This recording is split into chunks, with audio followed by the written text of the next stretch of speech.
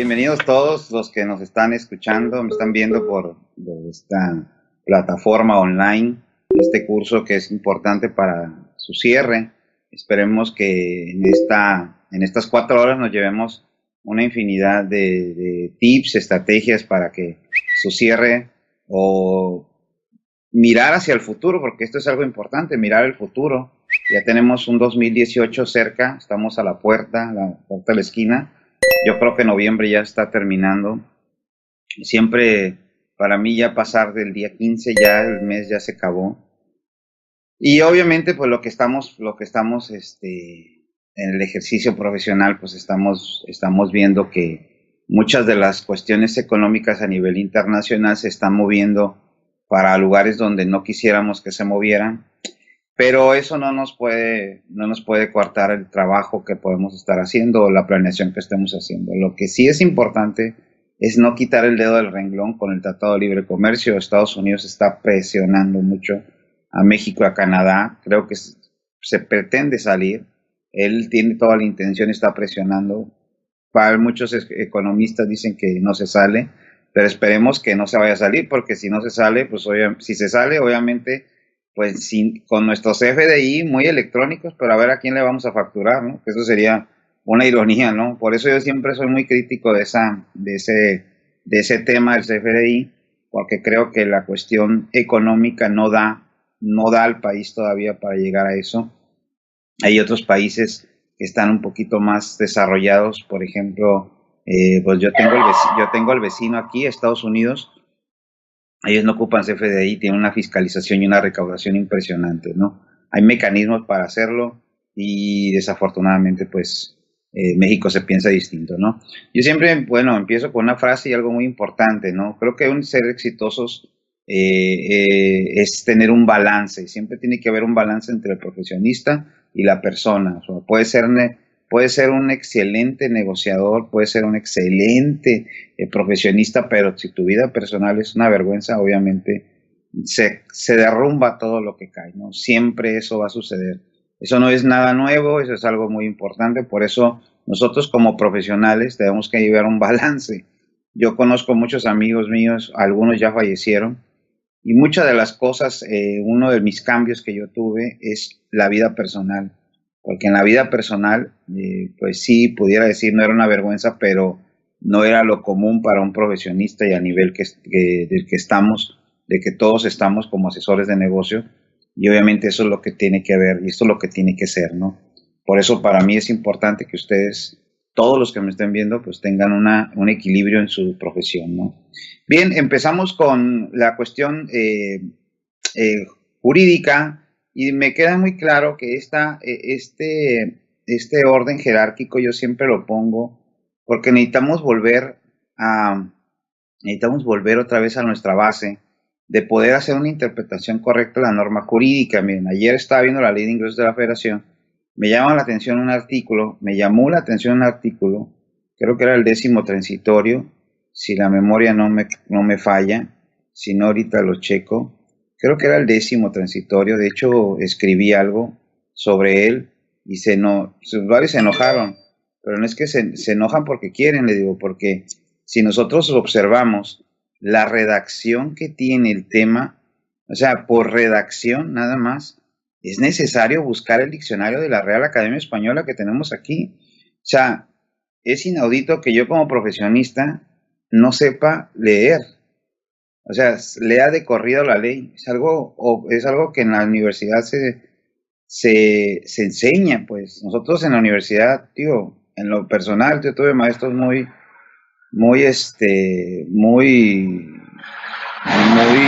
doctos en eso, y nos regañaban cuando nosotros estábamos leyendo, porque leíamos de corriditos. Entonces, las comas no las comíamos, los puntos no nos importaban, ¿no? Tiene mucho que ver el punto, la coma, dónde está puesta la coma, cómo se utiliza el punto y coma, los dos puntos y aparte, los dos puntos y seguido, qué es lo que significa. Y es el 19º transitorio de la Ley de Impuesto a la Renta, que habla de una informativa y que de entrada, si nosotros nos podemos a leer el 27 fracción quinta del último párrafo, habla de las outsourcing, o los que le han denominado outsourcing, pero realmente es subcontratación de personal sobre una informativa. Me dicen, ya estaba en la miscelánea. Les digo, sí, nada más que en la miscelánea estaba mal redactado, porque esa regla, si tú te analizas muy bien las reglas de gramática en cuestión de las comas, allí está hablando de tres situaciones totalmente ajenas, pues no tiene nada que ver que solamente va exclusiva para él, sino que está hablando de una informativa de IVA, que van a sacar un programa nuevo y están hablando de una informativa para impuestos sobre la renta, o sea, son dos cosas diferentes, no son cosas iguales, digo, en gramática. Entonces, como nadie miraba eso, entonces yo digo, bueno, ¿quién es el que no observa, no? Entonces tenemos que ponernos a estudiar un poquito otra vez, regresar a la raíz, a las gramáticas, porque esto es algo importantísimo, ¿no? Bien, tenemos la Constitución Política de nuestros Estados Unidos Mexicanos, que obviamente hasta el día de hoy el presidente de la República, pues yo creo, desde mi punto de vista, ciertos temas, la Constitución yo creo que se olvidó de ella y se pasa por todos la Constitución y lo que tiene que ver con tratados internacionales también, porque el tema es importante en cuanto a derechos humanos. Hay que recordar que el tema constitucional de los tratados internacionales sobre derechos humanos estará al mismo nivel de la Constitución. Y hoy día, si nosotros nos vamos a los tratados internacionales en cuestión de, de derechos humanos, pues hay muchos en los cuales en México todavía estamos muy pobres, aún muy pobres. Están apenas entrando el tema del mínimo vital, que tiene algunos años, y obviamente es un tema que todavía no le han entrado a fondo, pero si nosotros nos ponemos a analizar el tema del mínimo vital, de acuerdo a un criterio de la Corte, establece que el mínimo vital no debe de calcular el impuesto. O sea, estás totalmente excluido de la ley de impuestos sobre la renta. Y estamos hablando que si me voy al Tratado Internacional, a la Convención Interamericana de Derechos Humanos, el artículo 25 establece así en textual cuáles son los requerimientos mínimos de un ser humano que pueda tener, ¿no? Y estamos hablando entonces que yo como ser humano pues tengo primero que nada acceso a la salud, acceso a la agua, acceso a la vivienda, acceso al vestido, a los alimentos, etcétera. Y obviamente se hace un conjunto de ciertos elementos y que esos mínimos, o sea, de manera mínima, tú debes de tener o debes de cumplir, ¿sí? Y el excedente sobre eso, con eso tendrías que pagar el impuesto sobre la renta. Eso es un derecho internacional, eso es algo que ya está y que obviamente pues no se está observando en México y hay muy poca literatura de ello. De hecho, hay que irse al derecho internacional y obviamente pues en el derecho internacional es donde está todo el meollo, ¿no? Luego tenemos la Ley de Ingresos de la Federación, publicada el 15 de noviembre. Tenemos pocos días en la Ley de Ingresos de la Federación, que obviamente hay que entender muy bien el tema de la Ley de Ingresos de la Federación. Yo soy un poco crítico en todo, crítico en el sentido, no para estar criticando que están malos, no, sino que crítico en la cuestión jurídica, porque si nosotros observamos que hay criterios que los he publicado yo en el Facebook, en mi Facebook, ¿cuál es el uso de la Ley de Ingresos de la Federación? La Ley de Ingresos de la Federación no me sirve para estar poniendo declaraciones o para estar poniendo trámites, exacto, no es para eso. La Ley de Ingresos de la Federación está única y exclusivamente para imponer o para dar el catálogo de los ingresos, la regulación sobre los ingresos, y obviamente mediante un criterio que se dio por ahí, por el 2008, 2007, que creo que también lo publiqué, establece que de alguna manera, se puede imponer un impuesto por ahí, o sea, puede regular una ley.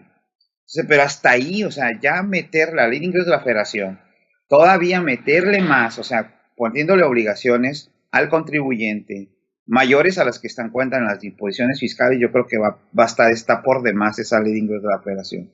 Entonces, sí hay que tener mucho cuidado y hay que leer con mucho detenimiento, inclusive hasta las reglas misceláneas hay que leerlas con detenimiento, porque tenemos que cumplir y tienen que cumplir con cuestiones jurídicas, ¿no?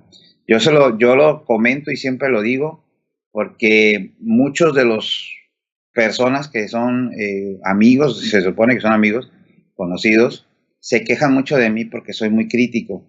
Y el problema no es que yo no le sigo yo no le sigo la onda, como dicen los chavos, Yo no le sigo la onda al SAT. O sea, yo a ver, ¿qué dices tú? ¿Qué dice la ley? Porque lo que digas tú, si va en contra de la ley, o sea, yo no te hago caso a ti, yo le hago caso a la ley. Y obviamente el juzgador tiene que regular lo que dice la ley. Ya si el juzgador no está regulando lo que dice la ley, entonces está mal el juzgador. Entonces hay que tener mucho cuidado con eso también, ¿no? Bien, entonces tenemos las leyes federales, incluyendo el Código Fiscal de la Federación, los decretos presidenciales que están por encima del reglamento. Obviamente el decreto que tenemos hoy, hay varios decretos en cuestión del sismo de la Ciudad de México, de las cuestiones aledañas, los beneficios fiscales que ha dado el presidente. Obviamente está por encima del reglamento. Si el reglamento da una disposición en contra del decreto, el decreto es el que de alguna manera va a superarlo, ¿no? Tenemos los reglamentos también de estas mismas leyes, las resoluciones administrativas, que son la miscelánea fiscal, la miscelánea de comercio exterior, la miscelánea que tiene la Secretaría de Economía, y ya no sé quién más tiene miscelánea, ¿no? Porque al final todo el mundo quiere tener miscelánea. Con eso de que se agarró, que todo esto empezó con el SAT, ¿sí? De que los diputados, por tener una pereza legislativa, les empieza a pasar la parte legislativa al Poder Ejecutivo, y obviamente a todas las demás dependencias también ya les gustó el jueguito, y eso es el problema que tener diputados que no tienen ni primaria, ¿no? Entonces, nomás levantan la mano y nomás dicen puras tonterías. En fin, entonces, la resolución miscelánea, tenemos las normas de información financiera, obviamente me sirve para interpretar algunos conceptos, no es de una aplicación que diga, es que tengo que aplicar también las normas, no, me sirve para entender algunas cuestiones, ¿no? Por ejemplo, ¿cómo determinamos el costo de lo vendido, pues, de una empresa en servicio? ¿Cómo se evalúa el inventario, etcétera? Existe un criterio de la Corte que establece que todo lo que tiene que ver con costo de lo vendido, tienes que utilizar las normas contables vigentes. Entonces, las normas de información financiera van a servir para ello, ¿no? La doctrina, en todos los casos, que así se establezca, y que tenga yo también alguna duda, situación que la ley no me lo prevea, tengo que irme a la doctrina, y la doctrina es la que me va a llevar. Y por último, el diccionario de la Real Academia Española, que créanme, es imprescindible que usted en su teléfono, que le llaman teléfono inteligente, ¿es cierto? El inteligente es el teléfono, uno no, tenga la aplicación del diccionario de la Real Academia Española. Es importantísimo que se aprenda, o sea, si no sabe qué significa la palabra, vaya a el diccionario de la Real Academia Española, porque es sumamente importante. Bien, el 31 fracción cuarta establece que los mexicanos estamos obligados a contribuir al gasto público. Esto es importante porque si no partimos de aquí, entonces lo que yo esté haciendo todo este año, lo que estuve haciendo, metiendo pólizas, haciendo registros contables, para allá y para acá, declaraciones, quién sabe cómo están, bien o mal, porque uno dice que está bien, pero el SAT luego dice que está mal. Bueno, entonces en ese punto lo que vamos a hacer es que nosotros tenemos que contribuir al gasto público de la manera proporcional y equitativa, ¿sí? De proporcional y equitativa que dispongan las leyes. Esto se ha perdido, ¿eh? Esto se ha perdido porque hoy día ya hay misceláneas que establecen temas que tienen que ver con el tributo, y desafortunadamente el contador no es crítico de eso y no reacciona. El contador sigue dormido, sigue siendo lo que les dice el SAT, ¿no? Y es que si no lo hago se va a enojar, a mí qué me importa, o sea, para eso está para eso está el derecho, para poderse defender. Es que me va a salir más caro el abogado, póngase a estudiar derecho, ¿no? O sea, simple y sencillo, ¿no? Yo por eso dije, no, yo me voy a poner, el siguiente año me voy a poner a estudiar derecho, voy a terminar la carrera de derecho y le voy a ayudar a todas las personas que tengan, ahora sí, una necesidad de que no tengan una capacidad para pagar un abogado, yo les voy a hacer el recurso, y yo por tal de defenderlos, porque no es posible que la autoridad arbitrariamente esté haciendo todas las cosas que está haciendo, ¿eh? Desafortunadamente así es, ¿no? Bien, la aplicación estricta de la norma, el artículo quinto, obviamente para efectos de interpretación, establece que las cargas a los particulares, estamos hablando al sujeto, objeto, base, tasa o tarifa, y por medio de un criterio establece la época de pago, y también las que se señalan infracciones y sanciones, aplicarás de manera estricta la disposición fiscal. El tema de la cuestión estricta de las disposiciones no quiere decir que sea lo literal, porque eso es totalmente ajeno, ¿no? No tiene nada que ver lo que es lo literal.